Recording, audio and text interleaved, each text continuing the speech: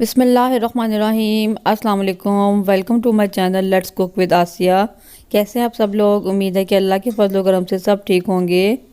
आज हम बनाएंगे नारियल की बर्फ़ी और बहुत मज़े की लगती है। ये सर्दियों की स्पेशल रेसिपी है, विंटर स्पेशल रेसिपी है और औरतों के लिए बहुत अच्छी है। जिन औरतों की कमर दर्द करती है उनके लिए बहुत अच्छी रेसिपी है और बहुत जो है हेल्दी है ये, और बहुत कम इंग्रेडिएंट्स में बनकर तैयार हो जाती है। तो चलिए आइए इसको बनाना स्टार्ट करते हैं।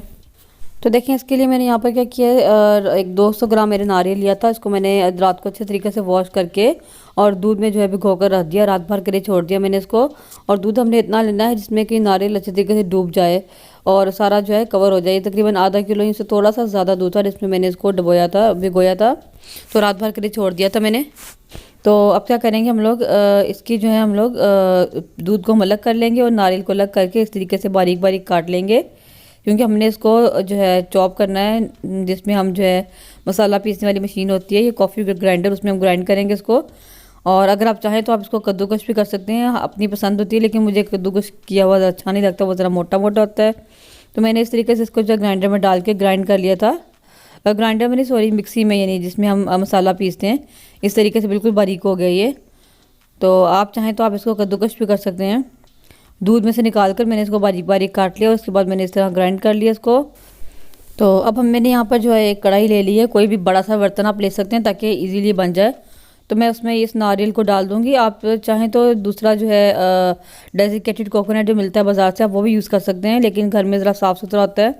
और अब मैं इसमें तकरीबन 2 लीटर जो है, 2 किलो या 2 लीटर दूध डालूँगी मैं इसमें, क्योंकि हम बर्फ़ी तैयार कर रहे हैं नारियल की बर्फ़ी, तो इसलिए हमने इसको जो है दूध ज़्यादा लेना है ताकि ये पक पक के बिल्कुल खोए की शक्ल इख्तियार कर ले। और इसके अलावा इसमें मेरे पास जो आधा किलो दूध था जो मैंने जिसमें नारियल को भिगोया था, वो भी मैंने इसमें डाल दिया है। तकरीबन 2.5 किलो दूध हो गया। और ये 2 से 3 अदद इलायचियाँ हैं, इनको मैं खोल कर इसमें डाल दूँगी। बस यही चीज़ें इसमें जाएंगी, इसमें बहुत ज़्यादा जो है इंग्रेडिएंट्स नहीं जाते, बस कुकिंग में ज़्यादा टाइम लगता है इसकी। तो अब हम इसको मुसलसल चलाते हुए साइडों से, देखें, इस तरह जो है उतारते हुए हम इसको पका लेंगे और मुसलसल हिलाते जाएंगे। थोड़े थोड़े वक्फे से हम इसको हिलाते रहेंगे ताकि ये नीचे भी ना लगे और साइडों पे भी ना जमे। तो मैं इसको जो है इतना हम पकाएंगे कि पक पक कर बिल्कुल जो है ड्राई हो जाएगा और सिर्फ नारियल नारियल ही रह जाएगा, दूध बिल्कुल खुश्क हो जाएगा हमारा। और साथ साथ आपने इसको जो है हिलाते रहना है, स्पैचुला की मदद से आपने साइडों से, देखें, इस तरीके से साफ़ करते जाना है ताकि ये साइडों पे जमे ना। और मुसलसल हिलाते हुए हम इसको पका लेंगे जब तक कि दूध बिल्कुल जो हमारा ड्राई नहीं हो जाता। अच्छा, आप अगर इसको जो है मुसलसल ना भी लाना चाहें तो, लेकिन आप कम से कम थोड़ी थोड़ी देर बाद इसको इस तरह चलाते रहें ताकि ये नीचे ना लग जाए और साइडों पे ना जम जाए। तो क्योंकि जब ये ड्राई होना शुरू हो जाता है तो ये फिर नीचे से जलना शुरू हो जाता है, तो आपने बड़े एहतियात से इसको जो है कुक करना है आपने।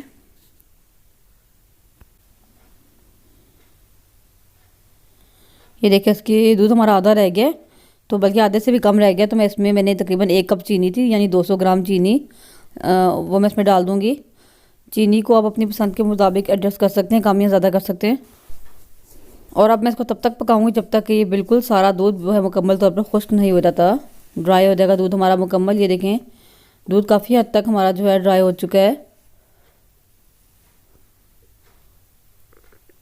और आपने लास्ट पे आके इसको मुसलसल हिलाते रहना है ताकि ये बिल्कुल जो है जल ना जाए। जब दूध बिल्कुल खुश्क होना शुरू हो जाएगा, ये देखें, बिल्कुल दूध तकरीबन खुश्क हो गया, पानी पानी सा रह गया और ये बाकी जो है दूध का खोया बन गया। बहुत मज़े की बनकर तैयार होती है, इसमें नारियल का टेस्ट भी होता है और साथ दूध बनकर जो खोया की शक्ल इख्तियार कर लेते हैं, तो वो बहुत मज़े का लगता है। इसको आपने मुसलसल पकाते रहना है और थोड़ा सा जो है इसको आपने यानी थोड़ा ब्राउन कर लेना है, यानी भून लेना है। देखिए, मैं साथ साथ देख भी रही हूँ इसमें पानी है कि नहीं है। अभी इसमें थोड़ा थोड़ा पानी था, तो मैं इसको पका रही हूँ। जब पानी मुकम्मल तौर पे, ये देखें, इस तरीके से आपने प्रेस करके देखना है, दबाते रहना है और देखना है पानी निकल रहा है। अगर तो पानी निकल रहा है तो आप इसको और पकाएंगे। तो जब आप देखेंगे कि इस तरीके से चम्मच को मतलब दबाने से, ये देखें, इस तरीके से बिल्कुल पानी नहीं निकल रहा, बिल्कुल खुश्क हो गया, तो आपने इसका जो है थोड़ा सा भूनने के बाद इसको बंद कर देना है अपने फ्लेम को। ये देखें, इसका कलर भी थोड़ा सा ब्राउन हो गया है। मैं मसलसल इसको भून रही हूँ। और आपने इतने पूरे प्रोसेस में जो है आपने फ्लेम को हाई नहीं करना, मीडियम फ्लेम पे कुकिंग करनी है इसकी आपने। ये देखिए, हमारा जो है बर्फ़ी तैयार हो गई है। मैं इसको एक बड़े बर्तन में निकाल लूँगी और इसको मैं सेट कर लेंगे हम इसमें। अब मैं इसको अच्छे तरीके से स्पैचुला की मदद से इसको मैं प्रेस करके जो है शेप दे दूँगी। इसको मैं एक बराबर इक्वल कर दूँगी सारी, ताकि एक अच्छी सी शेप आ जाए। उसके बाद हम इसकी जो है ठंडा करने के बाद हम इसकी कटिंग करेंगे।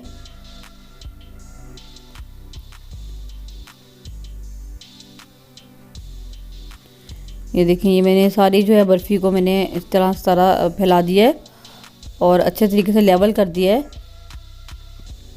और मैं इसको ठंडा होने के लिए रख दूँगी और ऊपर मैं बादाम डाल दूँगी। इसके बादाम डालने के बाद गार्निशिंग करेंगे हम बादाम से। आप पिस्ता भी डाल सकते हैं, कुछ भी डाल सकते हैं। तो इस तरह बादाम डालने के बाद मैं ऊपर से इस पर दोबारा प्रेस कर दूँगी, ताकि ये बादाम सारे साथ जुड़ जाए इसके। और उसके बाद इसको ठंडा कर लेंगे, रूम टेम्परेचर पे ठंडा कर लेंगे।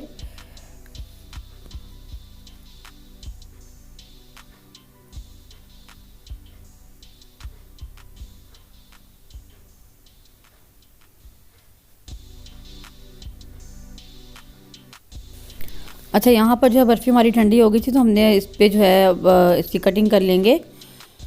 तो अच्छा, गरम गरम पे, चूँकि ये भी सेट नहीं होती, तो गरम गरम पे इसकी कटिंग नहीं होगी।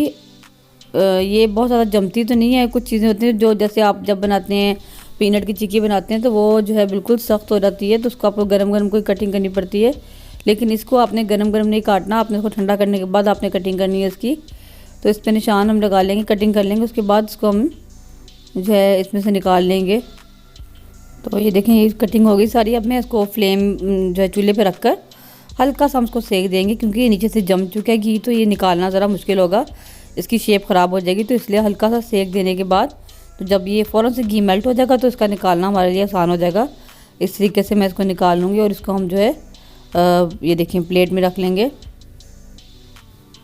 आप इसको ज़रूर ट्राई करें और मुझे आप बताएं कि आपको ये रेसिपी कैसी लगी है। मुझे उम्मीद है कि आपको बहुत अच्छी लगेगी। आप इसको ज़रूर ट्राई करें, आपको पसंद आएगी इंशाल्लाह।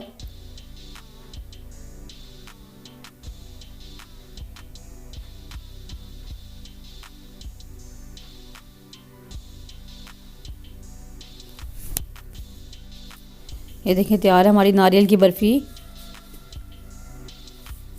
कई जो रेसिपीज़ मैंने देखी हैं उसमें जो है दूध बहुत कम डालते हैं, तो लेकिन असल बर्फ़ी जो होती है वो ज़ाहिर दूध ज़्यादा डालते हैं और खोया बनकर ही तैयार होती है। तो ये तैयार है नारियल की बर्फ़ी, और उम्मीद है कि आपको ये रेसिपी अच्छी लगी होगी। अगर मेरी वीडियो अच्छी लगी तो लाइक करें, शेयर करें। चैनल पर नए हैं तो सब्सक्राइब करना मत भूलें, और साथ में लगे बेल आइकन को ज़रूर प्रेस करें और फिर ऑल पर क्लिक करें, ताकि आपको जो है मेरी हर नई आने वाली वीडियो का नोटिफिकेशन सबसे पहले मिल सके। मिलते हैं किसी नेक्स्ट वीडियो में, तब तक के लिए अल्लाह हाफिज़, और अपना बहुत सा ख्याल रखिएगा और दुआ में याद रखिएगा।